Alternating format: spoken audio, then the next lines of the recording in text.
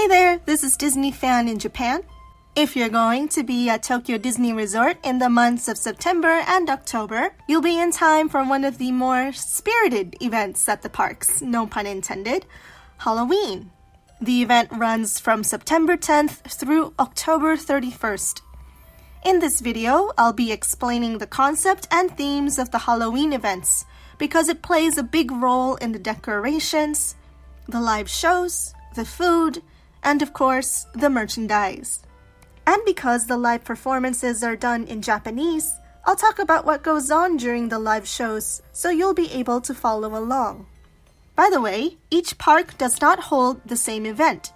That is, each event is park exclusive, which means if you want to get the complete Tokyo Disney Halloween experience, you'll have to visit both Disneyland and DisneySea. With that, let's begin with Tokyo Disneyland. Here, we see the return of the event Tokyo Disneyland Ghostly version, this year being its second year. The concept is the same as last year, in that spooks have taken over Disneyland to come and play, so the park is transformed into a playground of sorts for the spooks.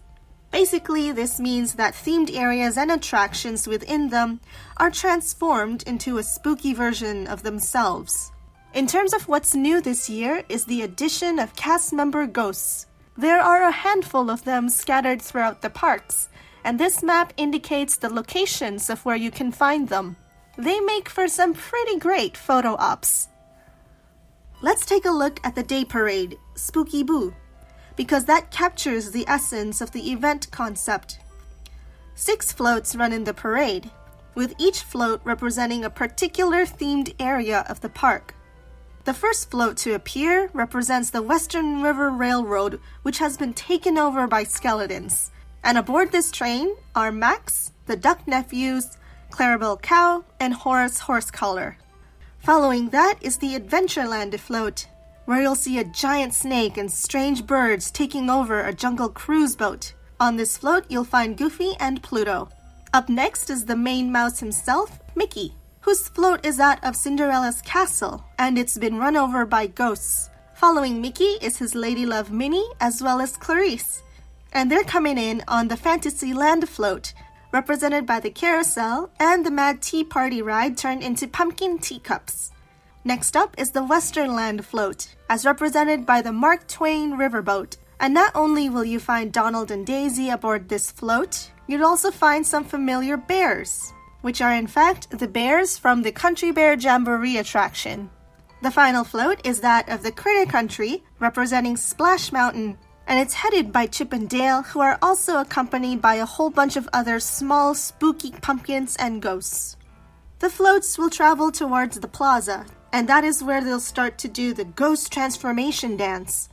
And so we are all called to perform this dance. When the dance is performed correctly, this happens about 3 times before it becomes successful. You'll see ghosts quite literally pop out of the parade floats. The day parade is scheduled to run twice a day, with each performance having a runtime of about 30 minutes. In the World Bazaar area, there is also going to be a special projection mapping show that will run for a limited time. This show will run throughout the duration of the Halloween event. You'll see the surrounding buildings be lit up with ghosts and pumpkins and all sorts of spooky fun things. While Halloween celebrations at Disneyland have a more playful atmosphere, things take on a more dark and mysterious turn over at DisneySea. This year marks the first run of a brand new event called the Festival of Mystique. Let's take a closer look at the live show to better understand this year's Halloween concept. The show begins with the townspeople of Porto Paradiso coming together in lively spirits for Halloween celebrations, when suddenly some mysterious women appear, wanting to bring back the Halloween celebrations that were once held in the port town. Mickey and friends are called out to facilitate the event.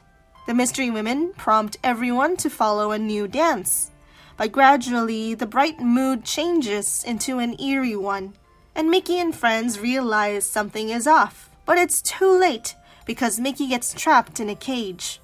The mystery women reveal themselves to be sea witches, and the dance turns out to be a ritual used to bring back the Dark Lord. But Minnie interrupts this dance and leads everyone back to safety with a different dance in order to restore the town. It's quite literally a dance battle between the forces of good and evil.